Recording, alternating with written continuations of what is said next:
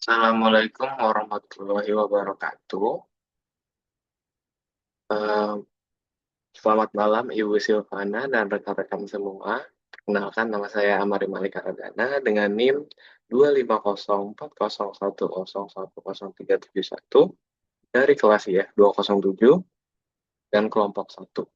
Pada kesempatan kali ini, untuk memenuhi ujian akhir semester mata kuliah statistik probabilitas, saya akan mempresentasikan hasil analisis regresi linear sederhana berdasarkan soal nomor 1, yaitu mengenai hubungan pengeluaran R&D dengan pendapatan perusahaan.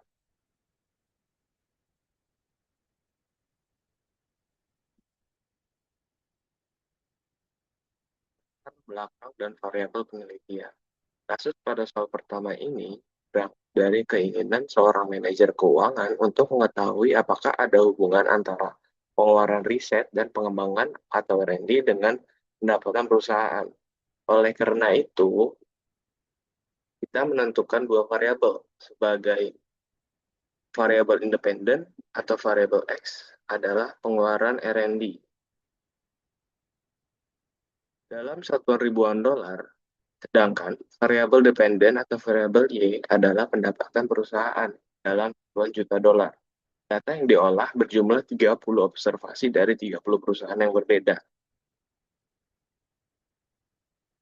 Slide 3, hipotesis penelitian.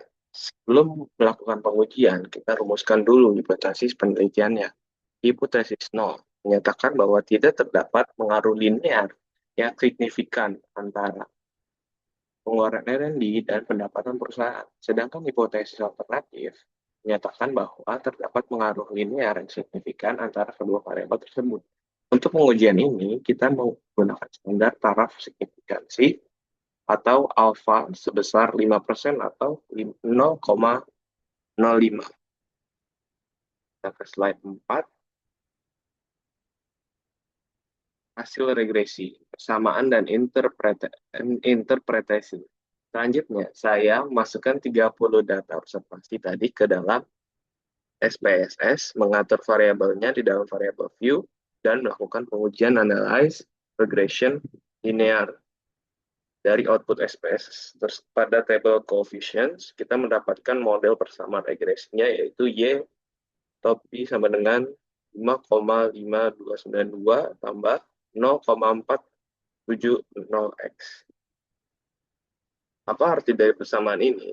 Konstanta sebesar 5,5292 berarti jika perusahaan tidak mengeluarkan anggaran R&D sama sekali, secara teori pendapatan perusahaan diprediksi berada di angka 5,53 juta dolar. Lalu koefisien slope sebesar 0,0470 menunjukkan bahwa setiap ada penambahan anggaran R&D sebesar 1.000 dolar, maka pendapatan perusahaan akan meningkat sebesar 0,047 juta dolar atau setara dengan 47.000 dolar. Nah, uji signifikansi. Lalu, apakah model ini valid dan signifikan? Berdasarkan output model summary dan ANOVA dari SPSS, jawabannya adalah sangat signifikan. Pertama, nilai R square kita adalah 0,954. Ini artinya 95,4% variasi pendapatan perusahaan bisa dijelaskan oleh pengeluaran R&D. Sisanya dijelaskan faktor lain. Kedua, untuk uji kelayakan modul, uji F, nilai F hitungnya adalah 583,2 dengan p-value 0,000. Karena p-value jauh di bawah 0,05, model ini sangat layak. Ketiga, untuk uji hipotesis atau uji T, nilai T hitungnya adalah 24,15 dengan p-value 0,00, karena p-value juga di bawah 0,05, maka AO ditolak. Kesimpulannya, pengeluaran R&D berpengaruh signifikan secara statistik terhadap pendapatan perusahaan. Slide ke-6. Hasil prediksi. Berdasarkan model regresi yang sudah valid tadi, kita bisa menjawab pertanyaan pada soal berapa prediksi pendapatan jika perusahaan mengeluarkan 200.000 dolar untuk R&D. Kita tinggal masukkan angka 200 ke dalam variabel X di bersama kita. Jadi, Y sama dengan 5,5292 ditambah 0,047 dikali 200. Hasilnya adalah 14,9292. Dengan demikian, pendapatan perusahaan diprediksi akan mencapai 14,93 juta dolar. Hasil uji asumsi klasik. Dalam analisis regresi berganda atau OLS, sangat penting untuk memastikan model kita bebas dari pelanggaran asumsi klasik. Berdasarkan pengujian yang saya lakukan di SPSS, uji linearitas nomor 1 terpenuhi, terlihat dari R-square yang sangat tinggi 0,954 dan pola scatter plot yang membentuk garis lurus. Yang kedua, uji normalitas. Saya menggunakan uji Shapiro-Wilk melalui menu export di SPSS karena jumlah sampel di bawah 50. Hasil sigma adalah 0,896 di atas 0,05 sehingga residual dipastikan berdistribusi normal. Yang ketiga, di homoskedastisitas, saya menggunakan uji Leisure dengan meregresikan nilai absolut residual terhadap pengeluaran R&D. Nilai signifikasinya adalah 0,615.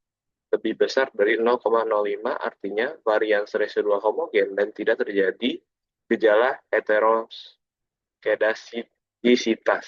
Yang keempat, uji autokorelasi. Dari output Durbin-Watson, nilainya 2,254 karena mendekati angka 2. Tidak ada masalah autokorelasi.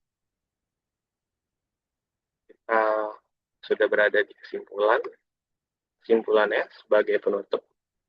Kesimpulan dari analisis ini adalah terdapat hubungan positif yang sangat kuat dan sangat signifikan antara pengeluaran riset dan pengembangan R&D dengan pendapatan perusahaan. Model regresi yang terbentuk terbukti valid dan telah lulus semua uji asumsi klasik, sehingga aman digunakan untuk melakukan prediksi. Aplikasi manajerialnya sangat jelas. Pengeluaran R&D bukanlah sekedar beban biaya, melainkan investasi dengan return yang terbukti secara data sangat menguntungkan. Oleh karena itu, saya merekomendasikan agar manajer keuangan mempertahankan atau terus meningkatkan alokasi anggaran R&D ke depannya.